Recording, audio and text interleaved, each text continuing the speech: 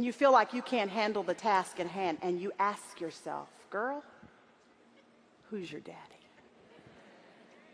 Because I remember when Jerry said that to me, and I got a good look at him, I felt secure, I felt taken care of, not because of me, but because of who I belong to.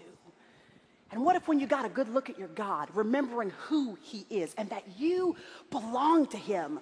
Listen, I think until the Lord stops me from taking platforms and ministering to women, I will say this until the day that I die, reminding myself as I do when I am quietly alone and I look myself in the mirror and say, girl, who's your daddy? You know what I tell myself? I tell myself, he is the first and the last, the beginning and the end.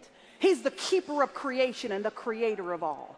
He's the architect of the universe and the manager of all time. He always was, always is, always will be, unmoved, unchanged, undefeated, and never undone. He'll never leave you, never forsake you, never mislead you, never forget you, never overlook you, and never cancel your appointment in his appointment book.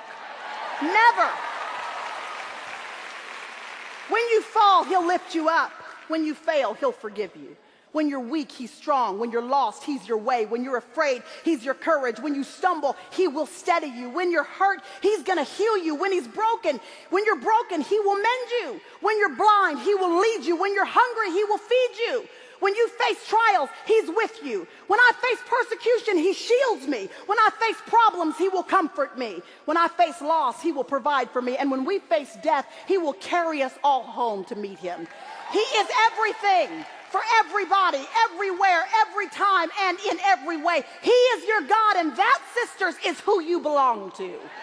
There is always something you can't see influencing what you can. And if you spend all of your time, your energy, your effort trying to hit at what you see popping up in your life, you're going to be so frustrated and, by the way, exhausted. Because as soon as you take care of one thing, another one is coming back. Unless you do what the Apostle Paul says, pull back the curtain and let the enemy know we got our eyes on you. We cannot see what God can see. We can see to the corner, but God can see around the corner. And if you just trust him, when all hell is breaking loose, if you trust him with tears running down your face, if you trust him through a bad season and a storm, and it's okay to be scared, you can have fear and faith at the same time. God is a strategic God. He knows how hot to make it. He knows how cold to make it. He knows how tough to make it. He knows what it takes to make your son's will break. He knows what it takes to bring your daughter into submission. He knows what it takes to heal your marriage. He knows what it takes to bind up the wounds of your broken heart. And he knows when to do what to get you where you need to be. He always sees every problem before it occurs. The master renter will use anything to point you back to our need for him. God, why? When? I just don't understand, God, why this is happening to me. You know, just ask God in faith, if there's something you want me to see here, show me. If there's something that you're not ready for me to see, then don't show me. I want to trust God. I think many years I wanted to trust God. I wanted to think I was trusting God. But it was a real eye-opener for me when I realized that as long as I was worrying and I was anxious and I was trying to figure everything out, then really I was not completely trusting God.